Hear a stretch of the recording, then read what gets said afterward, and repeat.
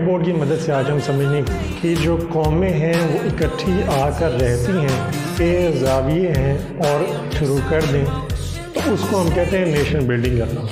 तो इसको सब कैटेगराइज करेंगे और सबके बेसिक एजुकेशनल ओवरलैप करें। उसकी रीज़न ये है कि ये तीनों कॉन्सेप्ट्स हैं। सबसे पहले अगर देखें तो एजुकेशन में बहुत कुछ लिखा जाता है।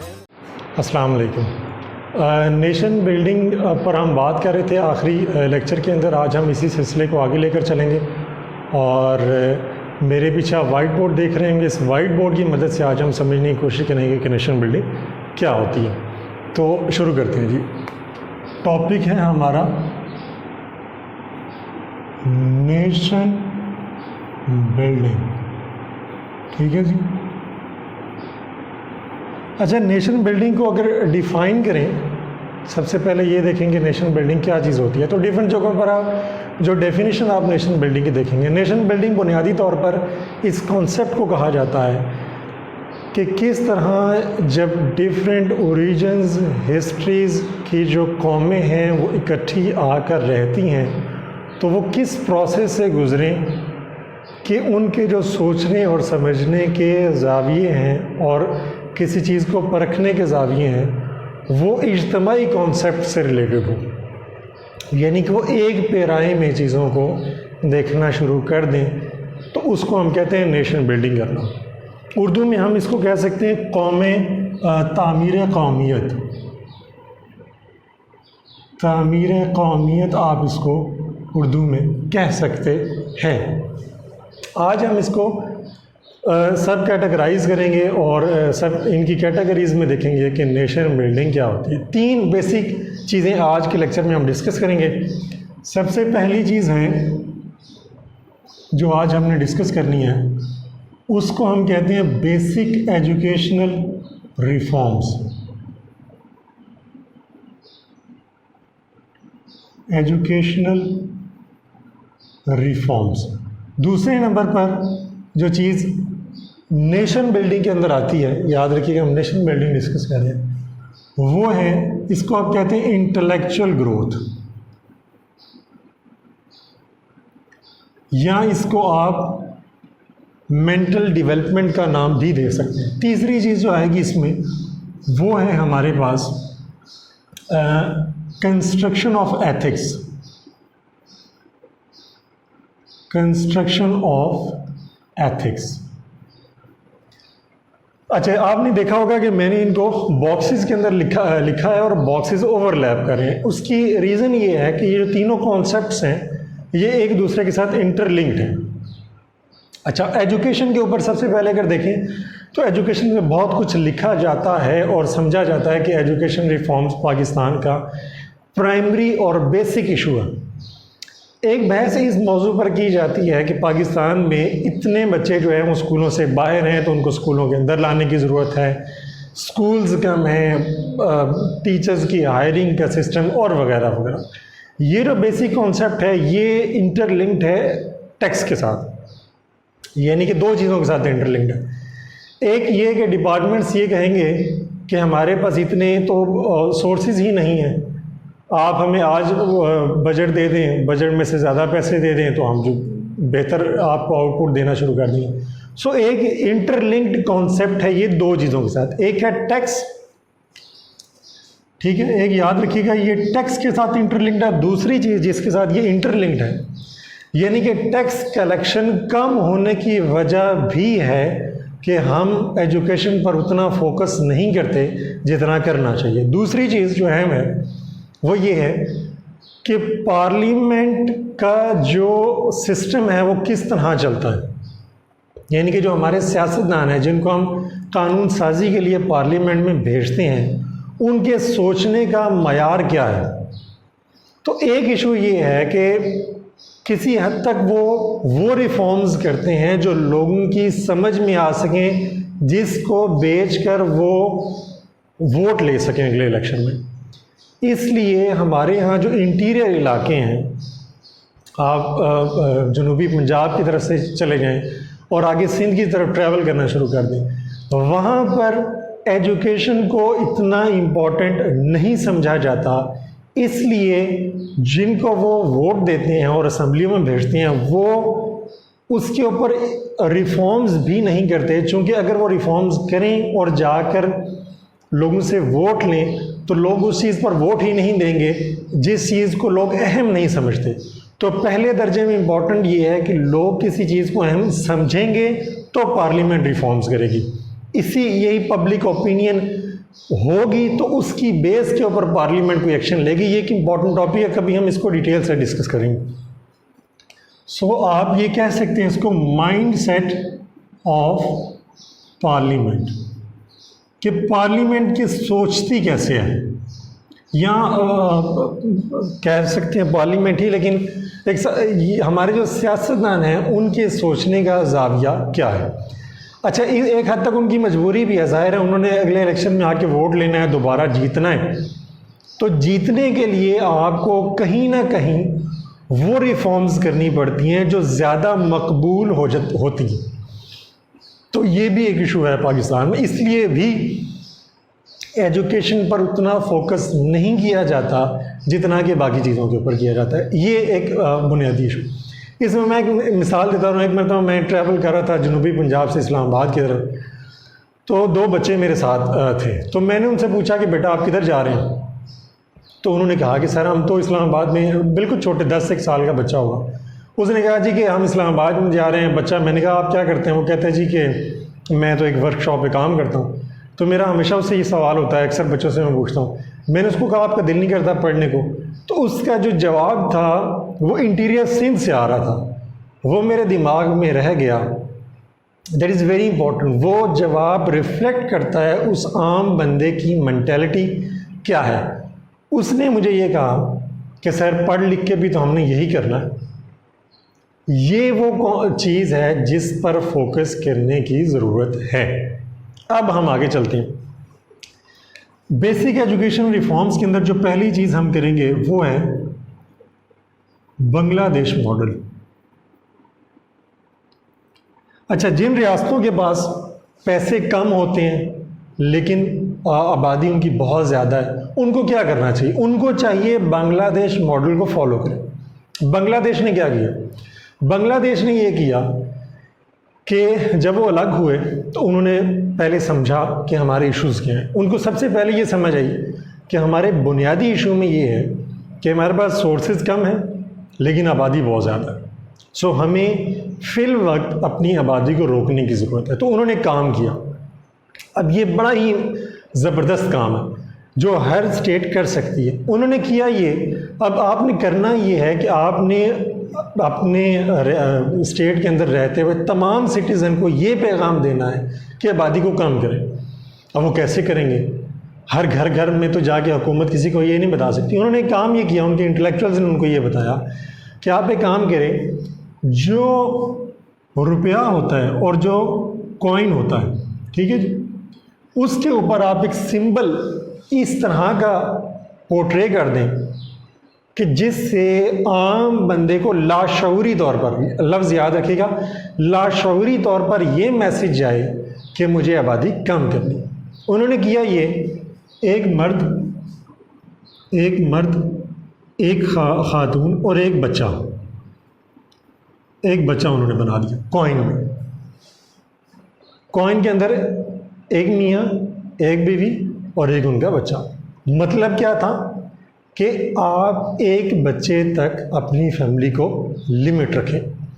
5 साल में जब उनको ये महसूस हुआ कि अब हमारा जो ग्राफ है ग्रोथ का विद रेफरेंस टू पॉपुलेशन, वो स्मूथ होना शुरू हो गया, वो कम होना शुरू हो गया, वो रुक गया है, तो उन्होंने स्टेप 2 पर चले गए। स्टेप 2 क्या था? उन्होंने ये देखा कि हमें अपनी जो पॉपुलेशन है इसको एजुकेट करना है।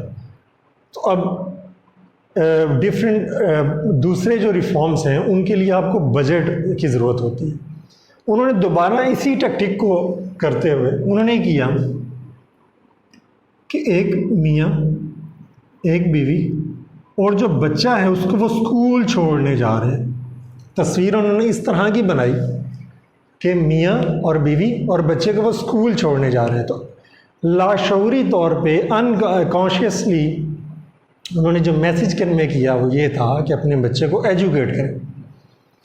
सो जिन स्टेट्स के पास बजट के इश्यूज हैं, बड़े सीरियस इश्यूज हैं, उनको चाहिए बांग्लादेश मॉडल को फॉलो करें। जब से हम पैदा हुए हम ये देख रहे हैं हमारे सिक्कों के पीछे मस्जिदें बनी हुई हैं और दूसरी चीज़ें बनी हुई हैं, जिनका प्राइमरी मकसद कहीं ना कहीं हमारा जो इस तरह का हेरिटेज है उसको प्रमोट करना है, विच इज़ वेरी गुड। लेकिन एक तो हम उससे पैसे कमा नहीं रहे फॉर डिफरेंट रीजंस, उस पर भी बात करेंगे। लेकिन जब हम उससे पैसे कमा नहीं रहे तो दूसरे मकासद तो उनसे हासिल करें। ये चीज़ होगी, पहली चीज़ होगी बांग्लादेश मॉडल। आगे चलते हैं जी। दूसरी चीज़ जो हमने करनी है वो है रिसर्च बेस्ड स्टडी, और इसी के साथ आप बेशक कर लें, एक चीज़ होती है प्रैक्टिकल्स। अब एक चीज़ आप देखेंगे कि 9th-10th के अंदर प्रैक्टिकल्स करवाए जाते हैं और उनके मार्क्स भी होते हैं।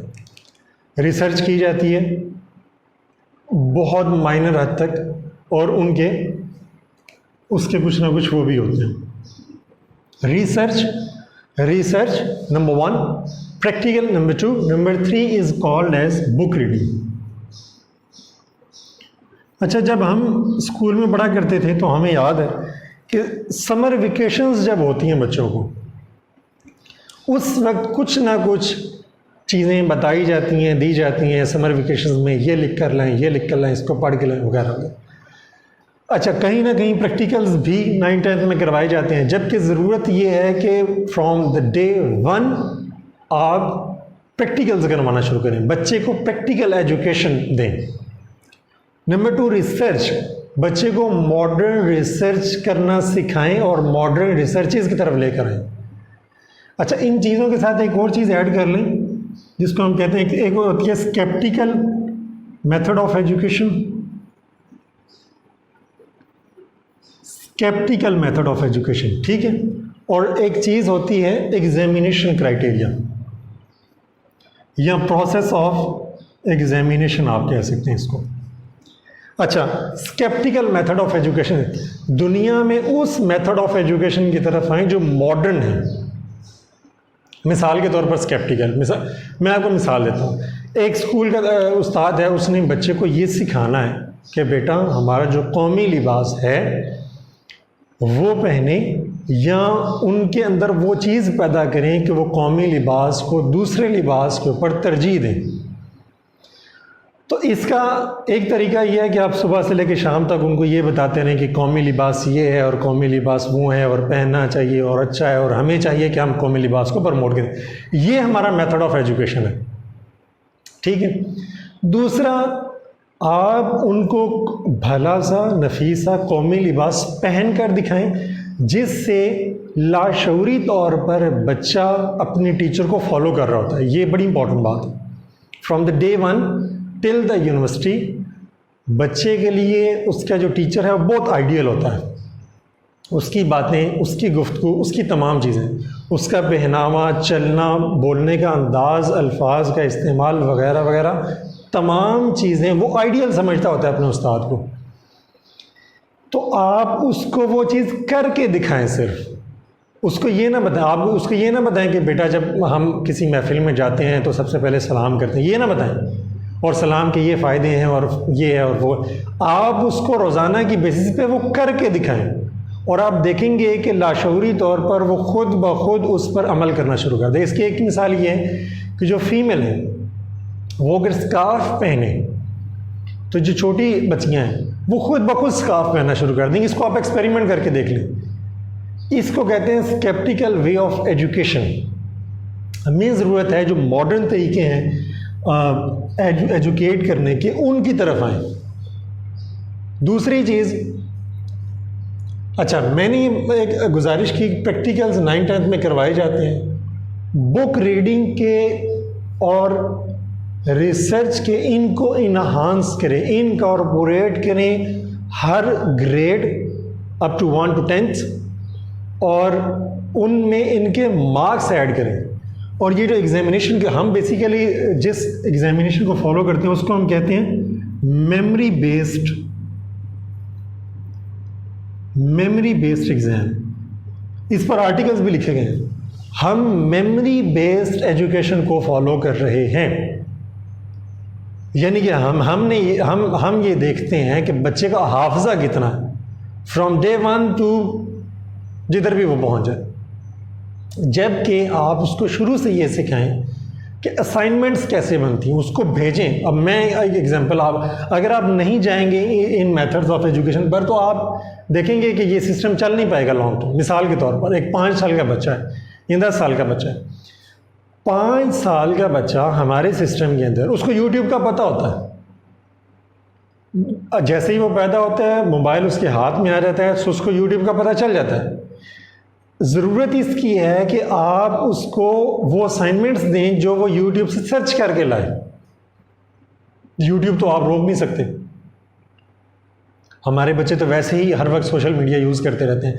सो आप उनको उसी प्लेटफॉर्म से ज़रिए रिसर्च करना सिखाएं। आप उनको बताएं कि आपने खुद चीज़ कैसे ढूंढनी है, ठीक है।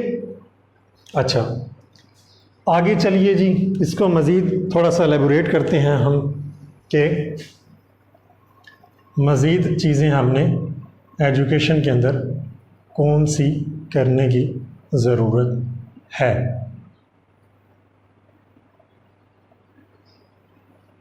ठीक है।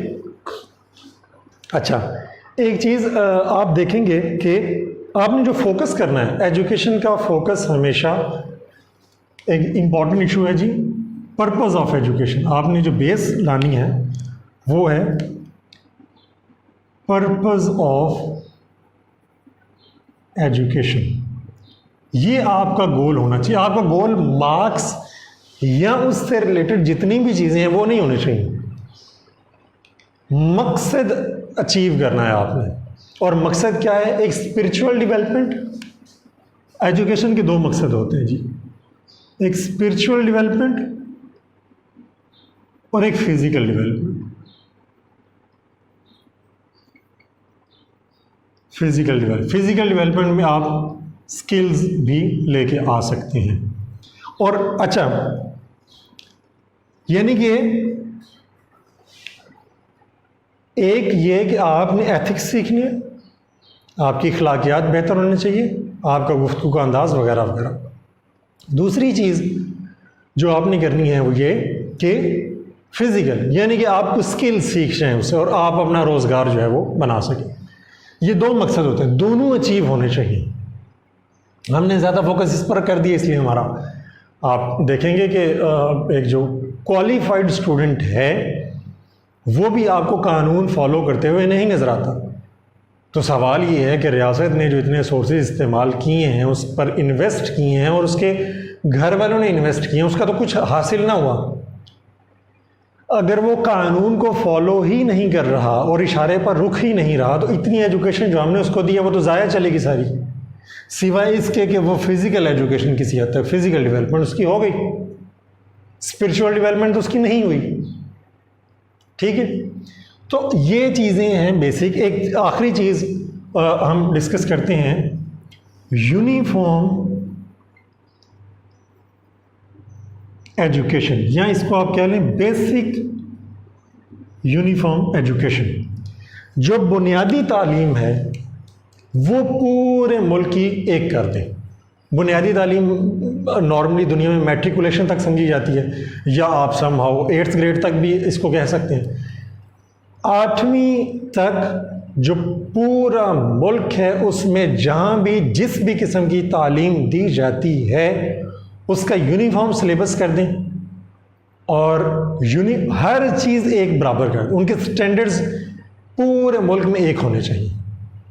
वो सिटिंग अरेंजमेंट से लेकर क्लासेस तक, बिल्डिंग्स तक, एरिया तक, पार्किंग तक, यूनिफॉर्म्स तक, सिलेबस तक, टीचर्स के क्राइटेरिया तक, एग्जामिनेशन तक, ईच एंड एवरीथिंग जो पाकिस्तान के अंदर पहली के अंदर बच्चा दाखिल होगा या 8th ग्रेड के अंदर जो बंदा एनरोल होगा वो एक ही सिस्टम ऑफ एजुकेशन के तहत काम करेगा और वही हासिल करेगा, वही उसको मिलेगी, बाकी सब जो है वो बैन कर दी जाएंगी।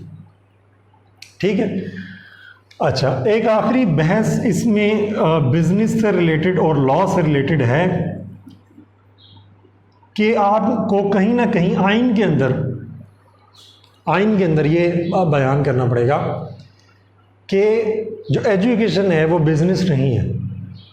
लॉ के अंदर आपको ये चीज़ें डिफ़ाइन करनी पड़ेंगी। मैं इस पर लाहौर हाई कोर्ट के कुछ जजमेंट्स भी हैं, सिंध हाई कोर्ट के भी जजमेंट्स हैं, एक दो सुप्रीम कोर्ट भी। जब भी फीसिस के इश्यूज़ पैदा होते हैं तो ये बहस आती है कानून के अंदर। तो पार्लियामेंट जिस पॉइंट ऑफ व्यू से चीज़ों को देख रही है, यानी कि जब आप सर्विसेज देते हैं और उन सर्विसेज देने के बदले में आप पैसे लेते हैं तो वो एक किस्म की बिजनेस बन जाता है। उस पर फोकस करने की ज़रूरत है और उसको दुरुस्त करने के लिए कहीं ना कहीं कानून या स्पेशल एक्ट के ज़रिए आपको ये बयान करना पड़ेगा कि business education is not a business, या आप इसको ये कहते हैं इट्स अ स्पेशल बिजनेस, और इसके ये जो चलेगा ये स्पेशल रूल्स के तहत चलेगा। उन रूल्स को फॉलो करने की ज़रूरत है। लेकिन पहले नंबर पर तो आप ये यूनिफॉर्म एजुकेशन सिस्टम एक्ट लेकर आए। पार्लियामेंट को चाहिए कि from the least to the आप I hope so 8th grade उनको चाहिए कि यूनिफॉर्म एजुकेशन सिस्टम करें। वीडियो थोड़ी सी हो गई। इसके बाद हम अगले दर्जे में डिस्कस करेंगे इंटेलेक्चुअल ग्रोथ को। इंटेलेक्चुअल ग्रोथ क्या होती है?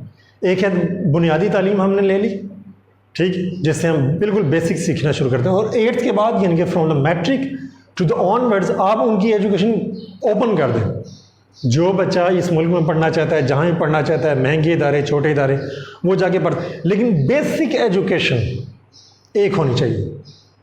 और ये जो मैंने जितनी बातें बताई हैं ये बेसिक एजुकेशन में इनकॉर्पोरेट करने की ज़रूरत है, ठीक है। इसके बाद हम डिस्कस करेंगे अगले लेक्चर में इंटेलेक्चुअल ग्रोथ, अगर मुमकिन हुआ तो उसी में डिस्कस करेंगे कंस्ट्रक्शन ऑफ एथिक्स। ये तीनों इंटरलिंक्ड हैं। ये हम करते हैं तो थोड़ा सा दिमाग खुलना शुरू होता है। इंटेलेक्चुअल ग्रोथ, क्रिटिकल थिंकिंग को हमें प्रमोट करने की ज़रूरत है, और ये पर्पस ऑफ एजुकेशन एथिक्स। उम्मीद करते हैं आपको लेक्चर पसंद आया होगा। खुश रहिए, स्टे ब्लेस्ड, एंड पाकिस्तान जिंदाबाद।